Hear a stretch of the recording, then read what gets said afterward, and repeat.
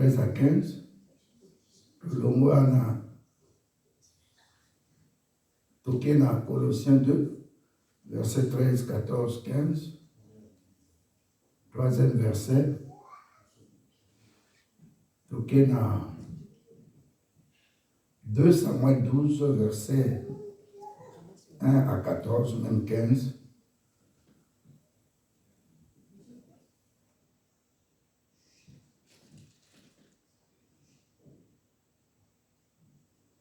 Donc, il y a 1 Corinthiens 6, verset 20.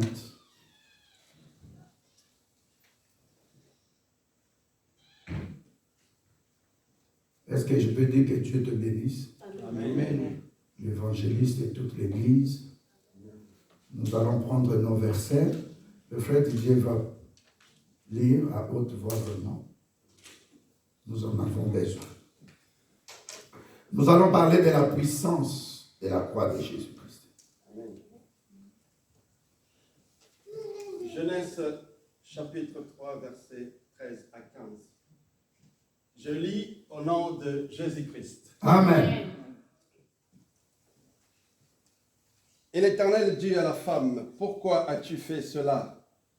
Et la femme répondit, « Le serpent m'a séduit et j'en ai mangé. » L'Éternel Dieu dit au serpent, « Pourquoi as-tu fait cela? Tu seras maudit entre tous les bétails et entre tous les animaux de champ. Tu marcheras sur ton ventre et tu mangeras la poussière tous les jours de ta vie. Je mettrai inimitié entre toi et la femme, entre ta postérité et sa postérité. Celle-ci t'écrasera la tête et tu lui blesseras les talons. » Amen. Amen. Asseyez-vous. Asseyez-vous, s'il vous plaît. Alléluia. Amen. Nous allons parler aujourd'hui de la puissance de la croix de Jésus-Christ. Amen. Et c'était ainsi que j'ai eu l'idée de prendre ce premier verset. On va parler de la croix, mais qu'est-ce qui s'est passé avant? Alléluia. Amen. Qu'est-ce qui s'est passé avant? Tout a commencé dans Genèse 3. Dieu a créé Adam, où il a dit, faisons l'homme à notre image et à notre ressemblance. Et Adam, Dieu l'a placé dans le jardin d'Éden pour cultiver et pour garder. Dès que Dieu lui a fait un être semblable qui s'appelle Ève, la Bible dit que Ève a commis un péché. Adam l'a renié en disant à Dieu, quand Dieu est venu pour poser la question, puisqu'il venait chaque soir circuler dans le jardin, il pose la question, où est ta femme, Ève? Il dit à Dieu, la femme que tu m'as donnée m'a fait pécher. Il était nu, je ne vais pas entrer dans le détail, mais c'est mon introduction. Tout a commencé là. Alléluia. Amen. Dieu t'a fait et il a dit, créons l'homme à notre image et à notre ressemblance pour dominer. Le diable, sachant que Dieu t'a créé pour dominer, il vient te dépouiller de la puissance de la domination. Tu ne peux plus impacter. Tu ne peux plus recevoir les choses aussi facilement. Tu ne peux plus concevoir, te marier et concevoir. Le mariage devient parfois un enfer pour toi parce que tu as marié une mauvaise femme ou tu as marié une femme, mais de mauvaise qualité. Ou tu as marié un homme, tu t'es marié un homme de mauvaise qualité. Ou alors, tu as eu des enfants qui te donnent des troubles de tête, des maux de tête. Tu es là sur terre, tu remarques que les finances ne sont pas là pour répondre à tes projets. L'homme n'a plus sa valeur. L'homme a perdu son identité céleste. Parce que Dieu a dit, faisons l'homme à notre image. Donc Dieu avec son esprit. Faisons l'homme à notre image et à notre ressemblance. En principe, l'homme devait ressembler à Dieu. Dans la nature divine, si Dieu est le Tout-Puissant, l'homme devait être le Tout-Puissant. Si Dieu est créateur, l'homme devait dire, par exemple, à ces GSM, approche-toi, sans que personne ne puisse toucher, ça allait s'approcher. Nous avons perdu de notre aura. Nous avons perdu de notre identité. Nous avons perdu. C'est ainsi que Dieu a dit, je vais sauter rapidement. Vous voyez tout le monde qui est venu après Abraham. Abraham, il prend sa domestique, il l'engrosse. Il va dire encore à Dieu, c'est la femme que tu m'as donnée, Sarah, qui m'a conseillé, mais pourquoi tu n'as pas refusé? Adam, quand Ève te donnait, entre guillemets, le fruit, mais il fallait dire non. On regarde Noé, mais Dieu te fait grâce. Comment est-ce possible, toi, Noé, tu finis, tu commences à boire, tu t'enivres, et ton enfant voit ta nudité, ce n'est pas de sa faute, mais tu l'as maudit, Dieu a accepté. L'enfant était maudit. On continue, Moïse, Dieu, il était avec Dieu quand il montait sur la montagne de Moria, ou la montagne, la Bible nous dit que Moïse voyait Dieu face à face. Pendant que Josué qui était au flanc voyait la plante des pieds de Dieu. Imaginez ce que Dieu voulait que l'homme soit. Il voulait que nous soyons comme lui, mais dominant sur la terre, là où le diable était précipité, enfin, Lucifer était précipité, et Dieu a exproprié Éden, il a donné à l'homme.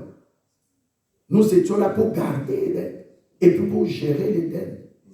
Dieu venait chaque soir poser avec l'homme. Donc l'homme n'était pas dans l'insouciance, l'homme n'était pas seul, Dieu était là. Mais comme moi je suis Dieu, je dois lui faire un être semblable. Dont la potentialité que l'homme n'a pas, j'ai mis ça dans la femme. Amen. Amen. Mais nous continuons. Nous voyons Moïse. C'est même Moïse-là. La Bible nous dit que Moïse a refusé d'honorer Dieu, de faire ce que Dieu a demandé.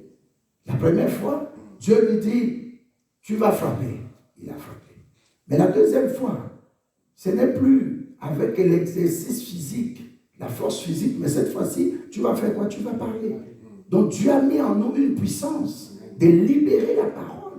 Cette parole qui peut crier, qui peut transformer ta vie. Mais nous l'avons perdue, cette parole. Nos paroles aujourd'hui, même dans les églises, sont devenues faibles. Les pasteurs ne peuvent plus dire à un démon sort et les démons l'écoutent. Parce que le pasteur est impudique, parce que les pasteurs veulent bien dans l'église. Regarde les sœurs, les frères qui payent leurs dîmes, qui donnent l'argent du loyer. Les autres là, ce sont des sous-citoyens, des sous-peuples. Amen. Amen. Moïse n'a pas pu entrer dans la terre promise. Dieu lui dit, tu as refusé de me sanctifier. Si nous venons dimanche, au culte de dimanche, c'est pour d'abord sanctifier Dieu. L'adoration, louange vient après. Action de grâce vient après. Nous voulons sanctifier son nom. Amen. À ceux qui, Dieu peut les préserver des dangers, des risques, des maladies. Pourquoi pas les sanctifier? Et Moïse a ainsi perdu le droit qu'il avait de Dieu. Dieu avait prononcé la parole, mais il n'est pas entré. J'entends beaucoup de gens dire, Moïse fait à continuer. J'allais parler aujourd'hui de l'enlèvement. J'ai mes notes là. Aujourd'hui. Nous continuons ainsi. On voit beaucoup de gens jusqu'à notre frère David. Tu peux lire, ma fille. 2 Samuel 12. 2 Samuel 12, je lis au nom du Seigneur. Amen. Alors le Seigneur envoie le prophète Nathan à David. Nathan entre chez le roi et lui dit, dans une ville, il y a 2 hommes. L'un était riche, l'autre était pauvre. Est-ce que vous écoutez? Amen. Vous écoutez? À haute voix, ma fille. Approche peut-être près de... Rapidement, s'il vous plaît. Vous lisez bien. Vous lisez. Alors le Seigneur envoie le prophète Nathan à David. Vous écoutez? Amen. Je lis au nom de Jésus-Christ. Alors le Seigneur, je lis au nom du Seigneur. Jésus-Christ. Alors le Seigneur envoie le prophète Nathan à David. Nathan entre chez le roi et lui dit, dans une ville, il y a 2 hommes. L'un était riche, l'autre était pauvre. Amen. Le riche avait beaucoup de moutons et beaucoup de bœufs.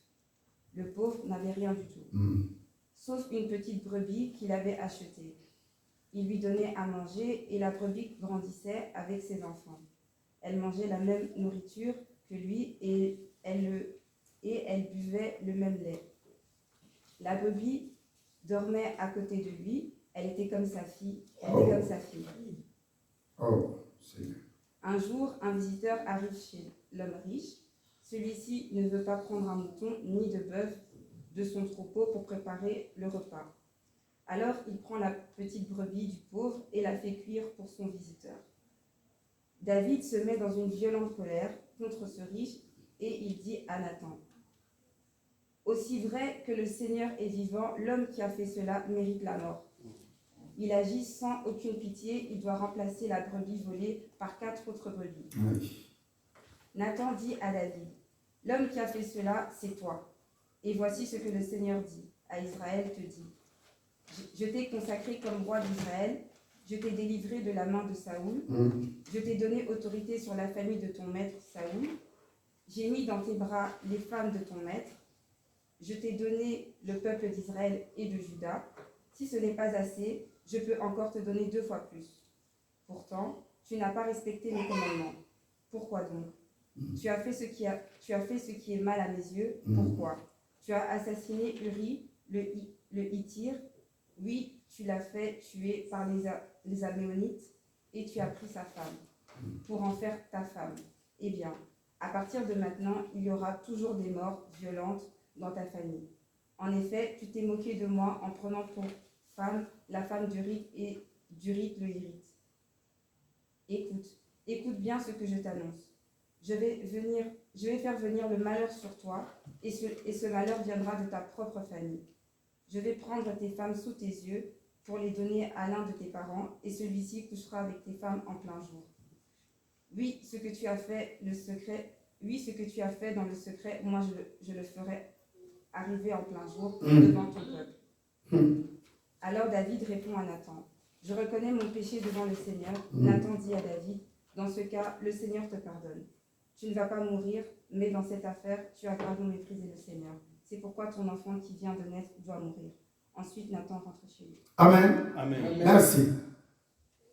Bien-aimé, tu t'imagines quelque chose de pareil t'arrive. David, son nom signifie bien-aimé.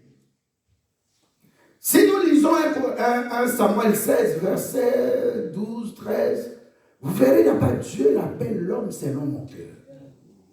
David est né d'une famille où lui, il est le dernier. Il est sous-traitant. C'est-à-dire on ne le traitait pas dans la famille. David était dans la brousse. Qu'est-ce que Dieu n'a pas fait de David? Comme nous disons toujours, les premiers seront les derniers seront les premiers. David, qui était dernier, est devenu le premier. Dieu lui a fait du bien. Toi, tu me parles, pasteur, je veux la santé. Mais moi, je te parle, moi, je veux plutôt la protection divine. La santé vient après. La première des choses, Dieu le protège, malgré qu'on l'avait rejeté, qu'on l'a mis dans la brousse. De la protection divine. Deuxième chose, il y a eu un problème dans la ville. Un homme qui s'appelle Goliath, il défie Israël. Mais Dieu choisit ce petit David-là, moins âgé que tout le monde. Dieu lui donne la stratégie. Il tue Goliath. Alléluia. Amen. Troisièmement, le roi qui était dans la volonté permissive de Dieu, qui s'appelle Saoul. Saoul qui était venu chercher les brebis de son père Kis. Auprès du prophète Samuel, qui lui a dit les brebis sont récupérées déjà, sont chez ton papa. Mais toi, Dieu fait de toi un roi. Mais un roi dans la volonté permissive de Dieu. Pendant ce temps-là, le roi dans la volonté parfaite de Dieu était dans la préparation. Je crois quelqu'un au milieu de nous ici. C'est que tu cherches où tu sais où Dieu va t'amener, mais ce n'est pas encore arrivé. Je te dis que toi, tu es dans la volonté parfaite de Dieu. Amen. Laisse ces gens-là qui sont dans la volonté permissive de Dieu et effectuer le temps. Le temps là aussi, c'est Dieu qui le veut. Amen. Quelqu'un qui a 92 ans, qui pose une candidature et qui est réélu soi-disant à 7 ans, donc il restera président jusqu'à 99 ans. Et les autres, depuis qu'il est là, près de 50 ans, on va les regarder. Alléluia. Amen. J'ai eu un contact spirituel avec Dieu. Dieu va transformer ce pays-là, le Cameroun. Dieu fera que les cris-cris, les fétiches, l'occultisme, l'immoralité finissent. Ça va arriver. Amen. Amen. David, Saoul veut le tuer. Si on aura le temps, je vais donner des versets. Mais Dieu les parle. Alléluia. Amen. Plusieurs fois. Il vient jouer à la musique parce que la tête de Saoul ne marchait pas bien, il était demi-fou. Mais pendant que David joue, il est guéri. Mais il prend une flèche, il veut tirer. C'est Jonathan qui dit, fais attention. Alléluia. Amen. Amen. Saoul, David, Dieu touche le cœur de Jonathan, qui est fils de Saoul, qui pouvait être futur roi, c'est-à-dire qu'il est héritier prince sur le trône. Mais il devient le grand ami de David. C'est Dieu qui a permis ça. Amen. Dieu fait des connexions, Amen. parfois avec des gens, tu ne peux pas t'imaginer. Comment ils m'aiment comme ça? Comment ces personnes les écoutent? C'est comme tu peux aller à l'hôpital, tu rencontres un médecin, il dit, je ferai tout. Ça dit, il va utiliser l'intelligence que Dieu lui a donnée. Il y a des médecins comme ça. Tu sens vraiment qu'il te met à l'aise, mais il ne tient pas la Bible. Mais l'Esprit de Dieu est en lui. La Bible dit dans Job, dans l'homme, il y a la pensée de l'éternité. Dans l'homme, il y a toujours la pensée de Dieu. Ah, je ne vais pas faire du mal à cette personne. Ah, je n'ai pas compris. Mais le poste là, je sens que je devais te donner, Didier. Je sens que je devais te donner David. Je sens Moïse que je devais te donner. Je sens que ce poste-là, Nathalie, je devais te donner. Alléluia. C'est pourquoi la Bible dit, quand Dieu approuve la voie du juste, il dispose même favorablement de ses ennemis. Bien aimé, Dieu peut utiliser quelqu'un qui ne prie pas. Moi, je vois dans mon immeuble, Dieu utilise des musulmans. On est en très très bon terme. Tu peux amener beaucoup d'eau, il te dit, je peux t'aider. Plein de jeunes là. Alléluia. Amen. J'ai dit que tu mérites la faveur de Dieu. Amen. Donc je déclare que Dieu te fera faveur. Amen. Dieu va passer par un pharaon pour te donner ce poste-là, toi, Joseph. Amen. Dieu va utiliser Nabucodonosor pour te bénir, toi, Daniel. Amen. Dieu est capable d'utiliser tes ennemis. Amen. Ils seront tes marchepieds. Amen. Alléluia. L'œuvre de la croix, regardez ce que ce que Dieu a fait pour David. Mais regardez la méchanceté de David. Alléluia. Amen. Dieu a fait autant de choses pour David. Mais David, pendant la campagne de guerre contre les Philistins, lui reste dans le palais royal. Regardez comment David a été combattu. Quelqu'un qui est bien aimé de Dieu, comment il sera combattu? C'est pourquoi je te demande par rapport à notre vision face d'honneur, ne te moque pas de quelqu'un. Ne crois pas que tu sais prier. Ne crois pas que je sais prêcher. Non, Jésus-Christ n'est pas encore revenu. J'en ai tant vu à Kinshasa qui prêchaient bien, mais qui sont aujourd'hui rejetés. They are going to the hell. Ils vont entrer dans l'enfer. Moi, je ne peux pas me vanter. Jésus-Christ n'est pas encore venu. Je dois faire attention. Je marche sur les œufs. Je marche sur les œufs. Si tu lis 2 Corinthiens 4, verset 6, la Bible dit, quelqu'un qui porte un vase, est-ce qu'il peut se bagarrer? Quelqu'un qui porte un vase, vous avez un vase, objectif fraternel de Yangwana. Alléluia. Amen. Nous sommes plus heureux que David. David, il voit une femme, il en vit. Il se femme, c'est lui secret. On lui dit que c'est la femme de Uri. Au lieu d'être s'arrêter, d'abord il ne devait pas être au toit, il devait être sur le champ de bataille. Amen. Il est sur le mauvais endroit avec le diable. Le diable le séduit. Le diable lui explique, tu vois pas, elle est très belle. Il envie la femme. Dieu lui dit, même si tu m'avais demandé une autre concubine, une autre compagne, une autre femme, j'allais te donner. Et tu prends la femme de qui? Quelqu'un qui est important en ces temps-là. C'est le chef d'état-major général de l'armée ou des armées. Comment est-ce possible? Tu n'as pas vu une autre fille ou une autre femme. C'est mal la femme de Uri. Regardez quelqu'un qui s'appelle bien-aimé. Que Dieu lui-même dit, c'est l'homme selon mon cœur. Mais regardez son combat. J'ai dit à quelqu'un ici, ton combat est par rapport à l'appel de Dieu. Amen. Ton combat est proportionnel à l'appel de Dieu. Oh, Nabo Takate, non, parce que Dieu t'a appelé à de grandes choses. La grossesse viendra. La grossesse viendra comme Anne. Dieu l'a appelé pour de grandes choses. Mais regardez où s'est trouvée notre sœur Anne. Amen. On la marie déjà comme une femme dans un mariage polygamique. Et puis deuxièmement, elle a des problèmes de fécondité. Et la Bible dit la stérilité de Anne venait de Dieu. Zacharie travaille dans l'œuvre de Dieu. Mais sa femme, âgée en âge, ne peut pas concevoir. Je dis à quelqu'un ici, ton Dieu est le Dieu qui rend ce qui est impossible dans ta vie possible pour que le monde sache qu'il est Dieu. Alléluia. Amen. David prend la femme, il l'embrasse. Deuxièmement, la femme là, il tue son mari. Si je t'expliquais comment il a amené des histoires pour ramener Uri, ne fût-ce que dormir avec sa femme pour dire que cette grossesse-là. Mais il y a quelque chose que David a oublié. David a une alliance avec Dieu. Est-ce que tu veux me dire un bon amen? Amen. Tant que David avait une alliance avec Dieu, David ne pouvait pas embrasser une autre femme. Parce que l'enfant là devait être sur le trône. C'est ainsi que l'enfant qui est né, le premier est mort, le deuxième est venu, il s'appelle qui? Salomon, n'est-ce pas? Oui. Salomon était sur le trône. Malgré le chemin par lequel ce mariage, l'enfant là est venu au monde. Est-ce que vous comprenez? Amen. Dieu a permis parce qu'il ne veut pas annuler l'alliance avec David. David maintenant, il provoque quelque chose.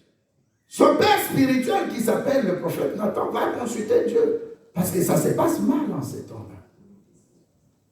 David est humilié, David est rejeté, les gens parlent. Il va consulter Dieu pour demander pardon pour David. Dans ta vie, ne te moque pas des gens, mais prie pour ces personnes-là. Afin qu'un jour, Dieu puisse les convertir. Amen. Moi, j'ai toujours déposé mes ennemis sous le bas de la croix de Jésus. Amen.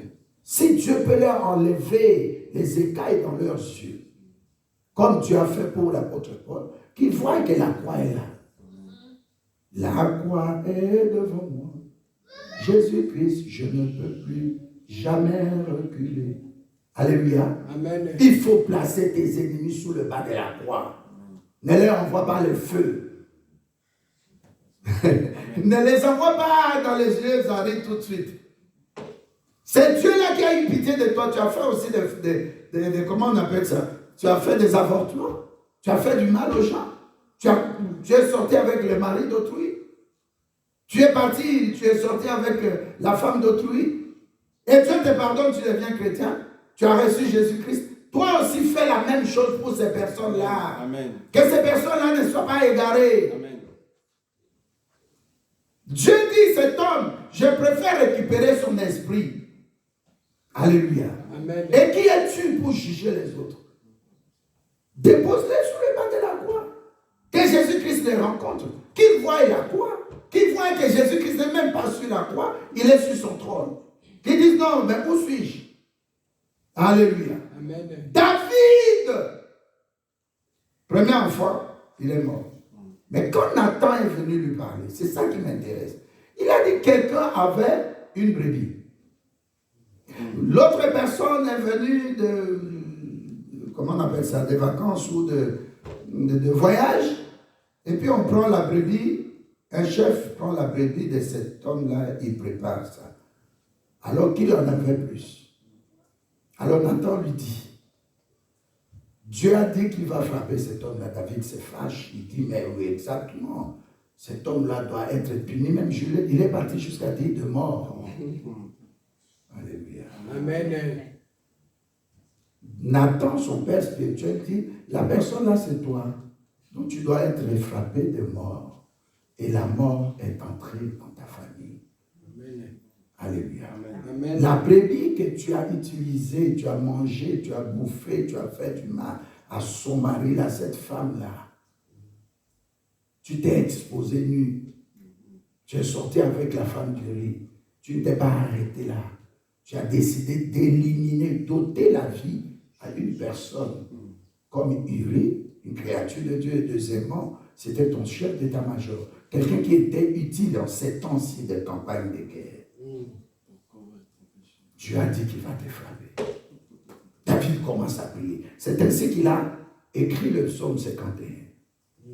Je suis né dans les péchés. Ma mère m'a enfanté dans les péchés. Alléluia. Amen. Si tu peux lire ça à la maison. C'est ainsi qu'il a... David, c'était quelqu'un qui avait un bon attachement avec Dieu. Mais à cause de la chose que Dieu a mise en lui, le diable le combattait. Le diable l'a exposé. Pendant que Nathan lui parle, il est déjà roi sur le trône. Regardez comment nous sommes combattus, même maintenant, même quand Dieu te donne ce que tu cherchais là. Mais je demande à Dieu, comme il a fait pour Job, que Dieu ne permette pas que le diable vole ta vie. Que le diable ne puisse pas ôter ta vie. Amen. Nous allons voir pendant toute cette prédication, ces enseignements, ces exhortations, par rapport à la croix. Tu verras, je vais te dire, que le sang de Jésus-Christ nous serve de la vie, comme le sang de Jésus-Christ serve de la mort dans le camp du diable. Tu dis pas un bon amen. Amen. Alléluia. Amen. Maintenant, imagine-toi ces quatre choses, c'est quoi? Premièrement, l'enfant est mort. Amen. Amen. Deuxièmement, son fils Absalom attend 2 ans après que Amnon ait violé sa sœur de même père, même mère, parce que Tamar est la demi-sœur de Amnon. Amnon, il est aussi fils de David. Ce que tes parents ont provoqué, ça risque d'avoir des conséquences sur toi. Amen. Jérémie 31, verset 29 nous dit, l'on ne dira plus en Israël, ni dans l'assemblée des vases d'honneur, les parents ont mangé des raisins verts et les dents des enfants sont agacées. Dans d'autres versions, on dit, les dents des enfants font mal. Celui qui a péché, il payera le prix. Qu'est-ce qui se passe? Les parents ouvrent un boulevard qu'on appelle le droit légal sur toi. C'est-à-dire le diable sait maintenant que tel parent, puisque tu es issu de son sang par le lien de consanguinité, il a droit légal sur toi. Et ça te crée des malédictions. Alléluia. Amen. Ça te crée des problèmes. Je peux en citer peut-être quelques-uns. Tu verras même que la terre est maudite pour toi. Alléluia. Amen. Quand la malédiction vient dans la vie de quelqu'un, il y a 3 choses principalement qui arrivent. Tu auras des problèmes dans ton mariage, ou avant, ou pendant. Si tu passes sous une malédiction, c'est ce que j'appelle la malédiction suspendue. Partout où tu vas, c'est comme une boussole qui te suit, un parapluie qui te suit partout. Aujourd'hui, à cause de l'œuvre de la croix, c'est possible que tu t'en sortes. Amen. Alléluia. Amen. La première des choses, je prends un à un, puisqu'on a une petite réunion, je ne sais pas si ça ira. Un à un. Premièrement, l'enfant est mort. Amen. Amen. Mais à cause de Jésus à la croix, la mort qui nous était destinée, il a pris ça en lui.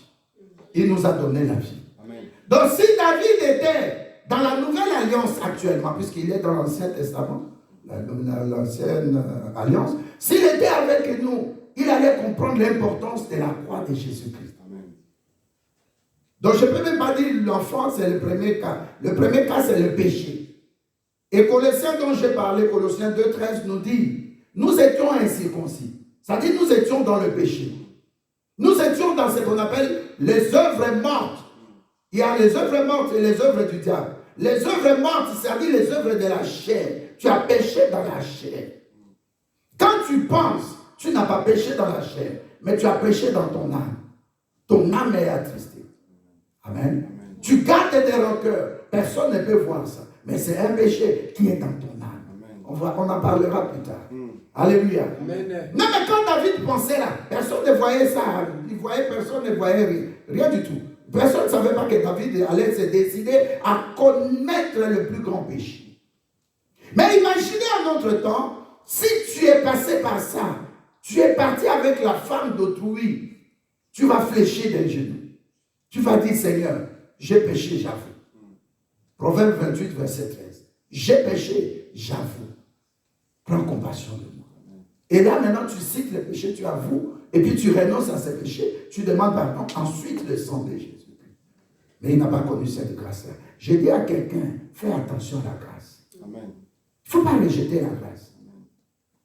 Si Dieu venait ici en commençant par moi et tout le monde ici, commençait publiquement devant ici, à parler des péchés cachés des gens ici, tu n'allais pas parler à la personne.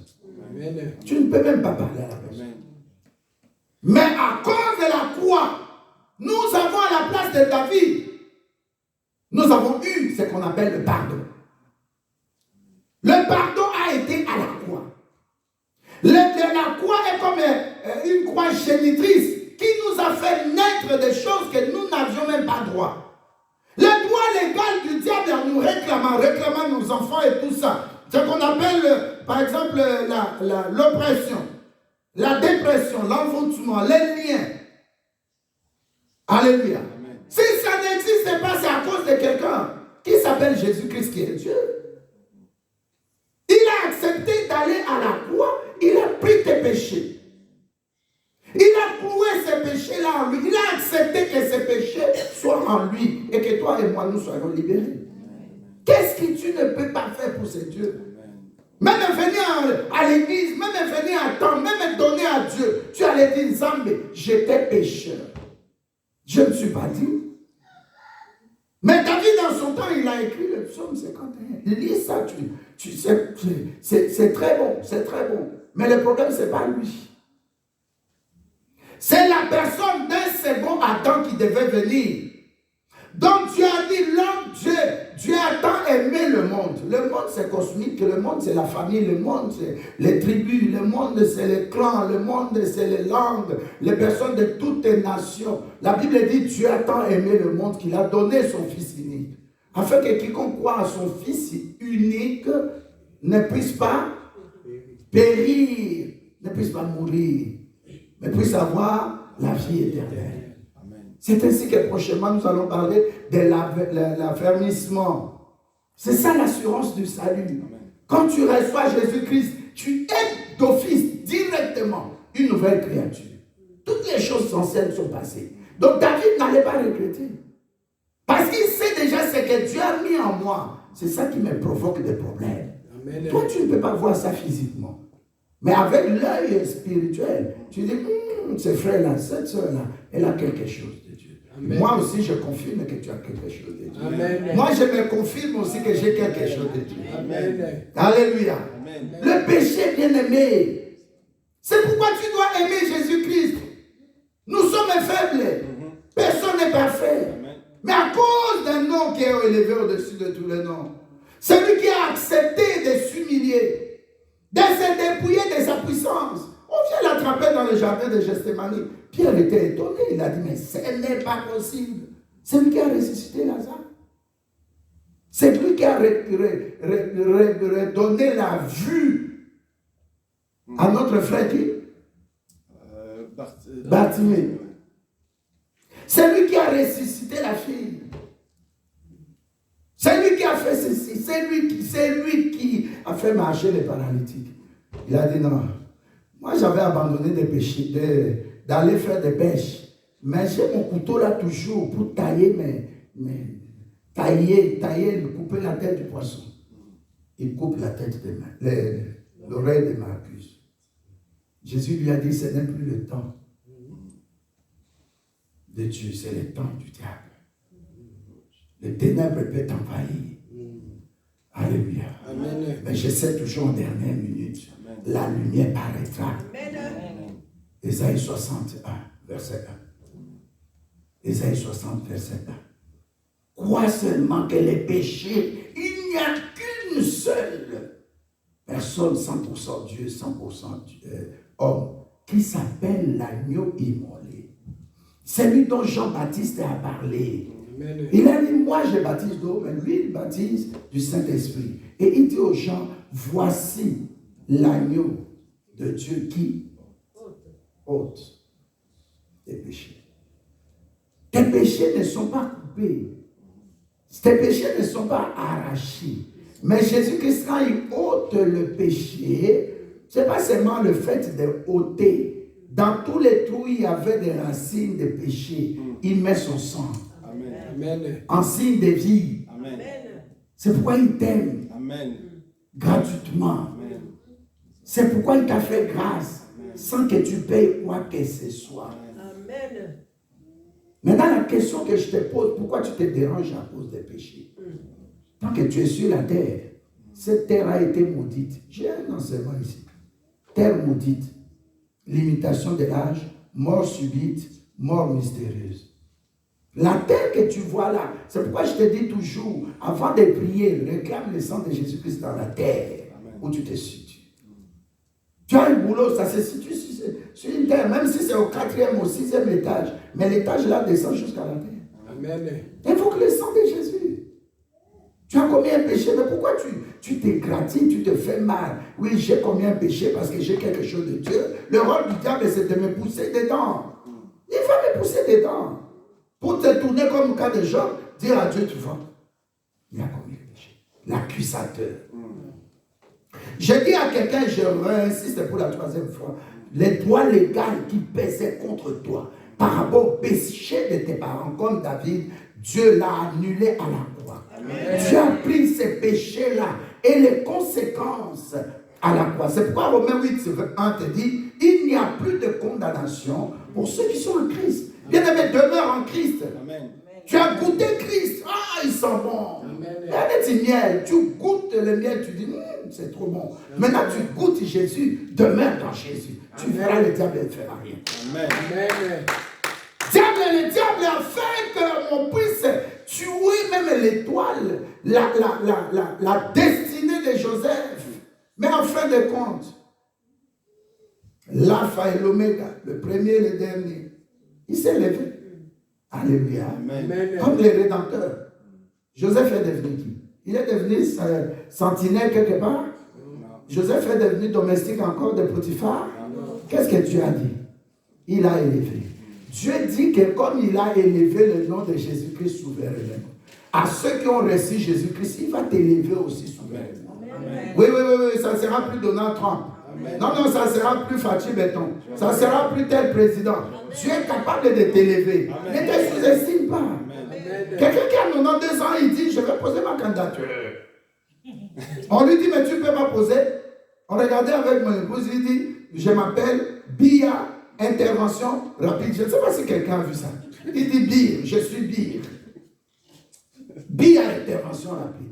Bon, maintenant, quelqu'un a 92 ans, il croit qu'il va terminer le mandat de 7 ans. Il se dit déjà, je me vois en 99, encore en santé, en bonne santé. Alors qu'il habite en Suisse, près de l'hôpital. Alléluia. Amen. Alors toi, pourquoi tu te sous-estimes? Il y a quelqu'un. Pourquoi aux hommes, est-ce que ça est l'église? À cause de la croix bien-aimée, le péché de mes parents ne peut pas me réclamer. Amen. Je suis une nouvelle créature en Christ. Amen. Est-ce que tout le monde a zoyoka? Je suis une nouvelle. Ça, c'est Dieu qui le dit. Galates 2:20. La Bible dit quoi? Si je vis, c'est pas moi qui vis. C'est Christ crucifié, ressuscité qui vit en moi. Amen. Alléluia. Amen. Ne parle plus de péché. Même si tel est le cas, dis-toi seulement que le sang de Jésus-Christ me lave, que je sois sanctifié. C'est pourquoi nous chantons blanc, plus blanc que neige. Blanc, plus blanc que neige. Lavé dans le sang de l'agneau, je serai plus blanc que la neige. J'ai dit à quelqu'un, Romains 8, 1 sur toi, il n'y a pas de condamnation en toi. Amen. Le diable n'a plus droit sur toi. Amen. C'est ce qu'on appelle les droits légaux. Même si ton père a été dans l'occultisme, c'est lui qui a mangé les raisins verts. Ce sont ses dents, même s'il est mort, que ses dents continuent à l'agacer, à faire mal. Amen. Mais pas toi. Amen. Jérémie le dit. Nos enfants que nous avons eus là, nous coupons toujours les liens. Nous ne voulons pas qu'ils tombent sous nos préjudices. Que le diable n'ait pas droit contre eux. Amen. Le premier point, le péché de David, l'œuvre de la croix, nous a exemptés. Non, tu ne dis pas un bon amen. Amen. L'œuvre de la croix nous a libérés Amen. de cet esclavage-là, de Amen. la servitude. Amen. Deuxièmement, l'enfant meurt. Amen. Amen. Au temps de Jésus-Christ, qu'est-ce que nous allons dire? Jésus-Christ a pris ma place, il est mort à ma place. La mort qui m'était destinée, il a pris dans son corps, il est parti mourir.